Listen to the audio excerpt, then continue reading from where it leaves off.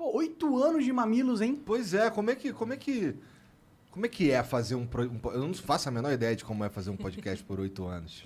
Daqui a pouco você vai saber. Não, falta muito. Falta bastante.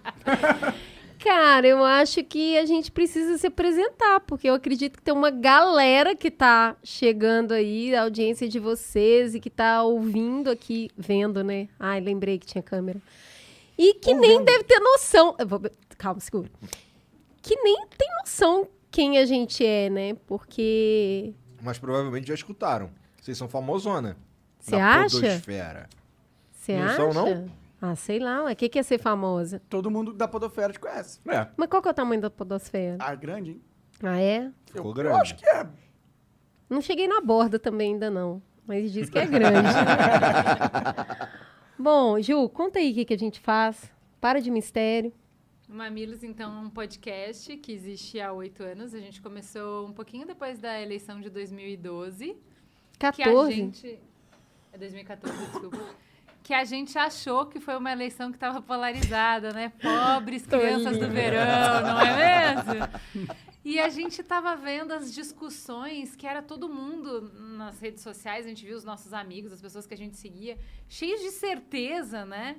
E as pessoas defendiam uma coisa e chegava lá o monarca e falava, por que tal coisa, tal coisa? Eu falava, sim, ele tem razão. E aí depois vinha o Igor e porque eu falei, sim, ele tem razão. E as coisas não se conversavam em nenhum momento.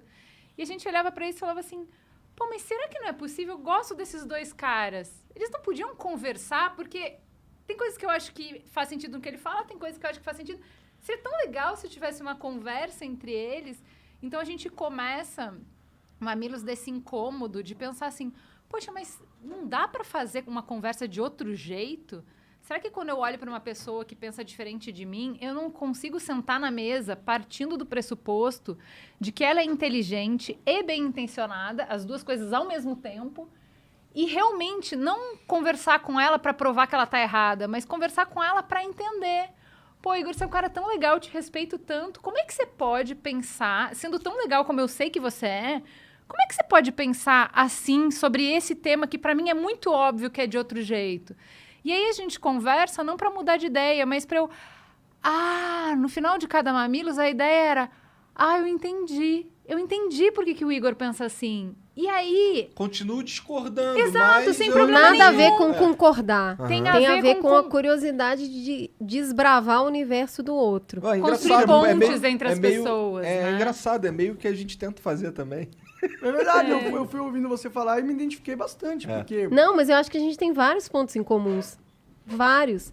Aí a gente começou com essa história que o Mamilos faz um jornalismo de peito aberto e que a gente não quer provar pontos, a gente quer construir pontes.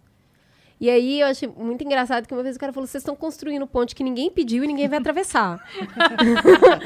E na verdade não são necessariamente pontes com pessoas que pensam diferentes, mas talvez seja uma ponte para você se conhecer melhor. Talvez seja uma ponte entre o estado que você está hoje e o que você vai sentir depois que você escutar essa conversa. Sim. E aí a gente acreditou que existia um espaço intermediário daqueles que desejam dialogar. E para a gente o diálogo é uma ferramenta de democracia. Então a gente criou o Mamilos para isso, há quase 8 anos atrás. Ai, mas nossa, que elaborado. Isso chama retroplanning. É como a gente consegue explicar hoje, olhando essa história de 8 anos. Porque a gente saiu com essa essência e mantém essa essência até hoje, mas isso foi se transformando ao longo do caminho em formatos diferentes, sei lá, caras diferentes, nosso cabelo está totalmente diferente de 8 anos atrás. Jeito de fazer. Porque tem hora que as pessoas falam, nossa, vocês mudaram tanto. Claro, né? 8 anos, a gente dá umas mudadas mesmo. Até no jeito de pensar, né? É. Tem uma galera que fala, o Igor e o Monark mudaram desde o primeiro episódio do Flow. Poxa, se não Que mudasse, bom. né? Foi pra isso que a gente fez o Flow, Exato, pra mudar. exato. Até porque acho que o mais legal do podcast é que a gente não é especialista em nada, então a gente não parte para explicar as coisas para as pessoas, a gente parte para descobrir as coisas com as pessoas. Exatamente. Então, assim... Nossa, Ju, isso que tu falou é incrível, porque é exatamente isso, mas tem tanta gente que tem tanta dificuldade em entender que a gente não é especialista em nada. Não, cara, mas assim, é exatamente isso que a pessoa, a convidada que sai do microfone, porque ela não sabe que tem que falar no microfone. Tadinha, nunca fez isso. Nunca fez. Então, vamos lá, explica pra ela, Monark. É assim, se a gente vai numa expedição a cada episódio para entender um assunto novo, para conhecer mais das pessoas, de como elas pensam e tal, é natural que a cada programa a gente mude e a nossa audiência mude junto com a gente. Se a gente tivesse igual a gente estava há 8 anos atrás, teria alguma coisa de muito errada com o programa, concorda? Com certeza. E com vocês, né? Não, você construiu essa ponte e você mesmo não está atravessando. Exato. Então, assim, não está caminhando sobre essa ponte.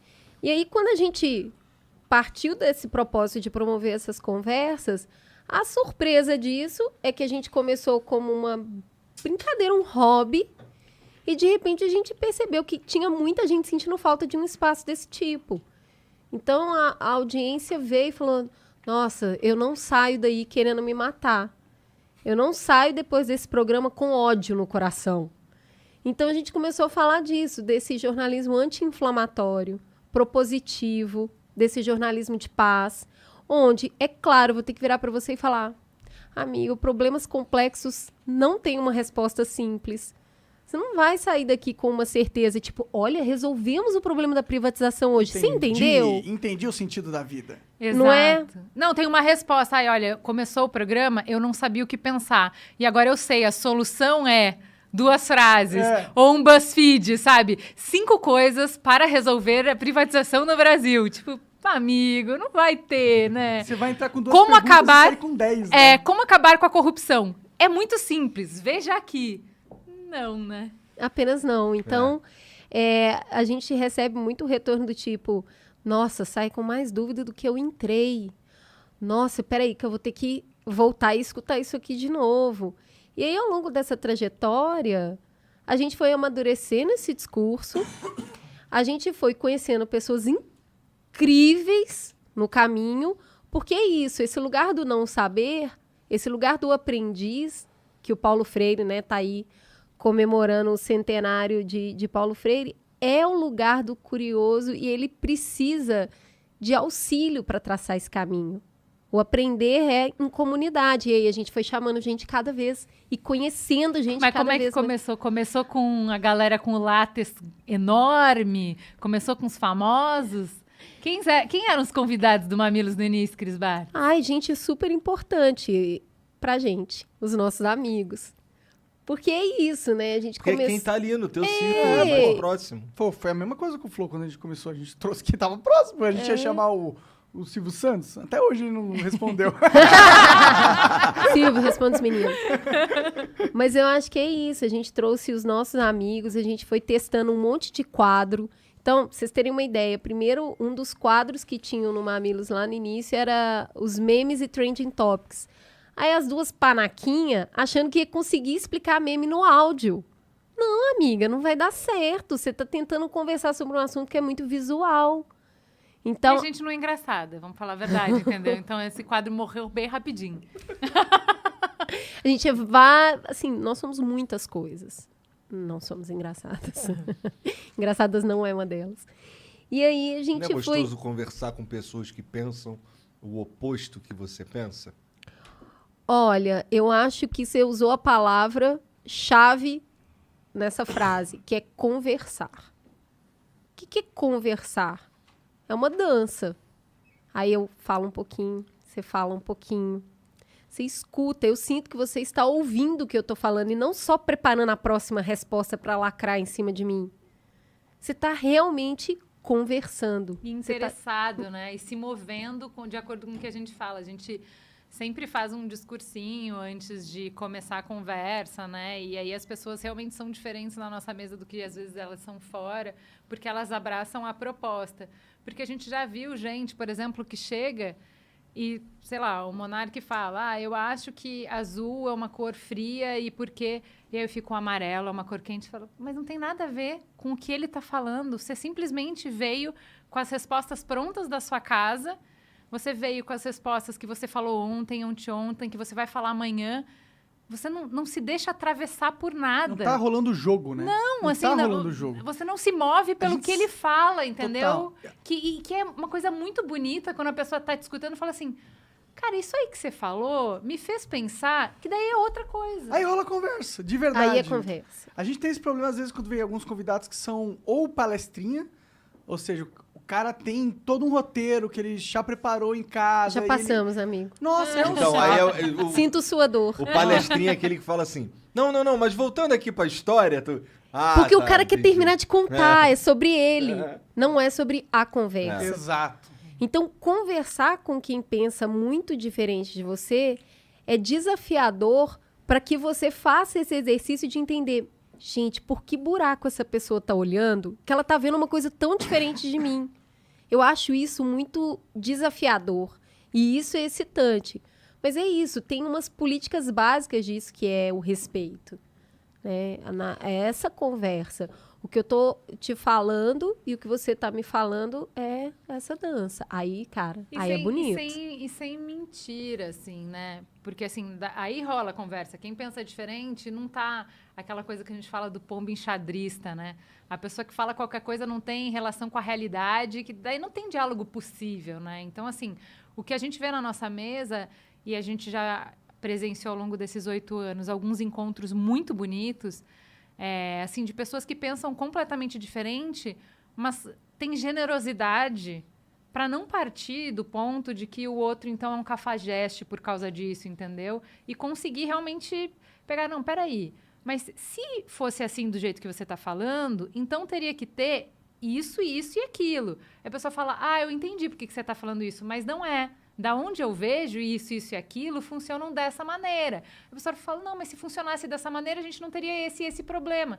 Sim, mas aí... E aí a conversa está indo para algum lugar, eles não vão concordar. Mas eles estão... É gostoso Eles isso, estão descrevendo os problemas, estão descrevendo Exato. as percepções de cada grupo. Isso é muito pro cara que tá assistindo, não que tá na mesa, é muito gratificante e engrandecedor, porque ele começa a ter uma noção de contexto social que ele não tinha antes. Para mim, o que eu mais vejo nesses 8 anos é que nenhuma teoria, nenhuma escola de pensamento, nenhuma perspectiva dá conta da realidade. A realidade é muito complexa. Sim. Então, toda vez, cada um tá vendo um fragmento. Então, assim, eu tô vendo toda a parte que a minha teoria explica bem e eu não consigo ver, não enxergo ou minimizo a importância das coisas que não encaixam na minha teoria, entendeu? Sim. Quando eu encontro uma pessoa que pensa diferente, ela só vê o que não encaixa, ela não vê o que a minha teoria explica. Quando esse jogo é feito desse jeito que a gente falou, esse jeito produtivo, o que acontece? Eu saio da conversa entendendo mais da minha teoria. Eu falo, pô, realmente, isso aqui não explicou. Eu vou dar um exemplo, que eu acho que é interessante aqui. A gente é super, pessoalmente, a favor da descriminalização da maconha, por exemplo. Beleza, a gente trouxe 2 pessoas bem intencionadas e inteligentes na mesa. O cara que veio falar contra a descriminalização é um cara que trabalha em CRAS, aquele centro de atendimento à pessoa ao viciado, a pessoa com abuso de drogas abuso ilícitas. Entendi. Na rede pública. Então, ele não é um cara que eu posso dar palestrinha para ele, porque o cara vive na prática. O pior das drogas. E o que ele falou? Ele falou assim, cara... O pior do abuso. Hoje, se acontecer com a estrutura que a gente tem para atender as pessoas hoje, a gente tem um colapso de saúde. Hoje não tem como. Então, o que acontece? Toda a minha teoria, ela continua de pé. O porquê que eu acho que tem que... Agora, o que eu sei? Putz, eu preciso melhorar muito o plano de contingência. Para que a gente descriminalize, o que eu tenho que fortalecer o sistema para que não gere uma pane. Então, é isso. Quando eu converso com quem vê de um ponto diferente de mim, eu não preciso mudar a minha ideia, mas eu enriqueço ela, eu complexifico ela, né? Claro, com certeza. Essa é a beleza, né?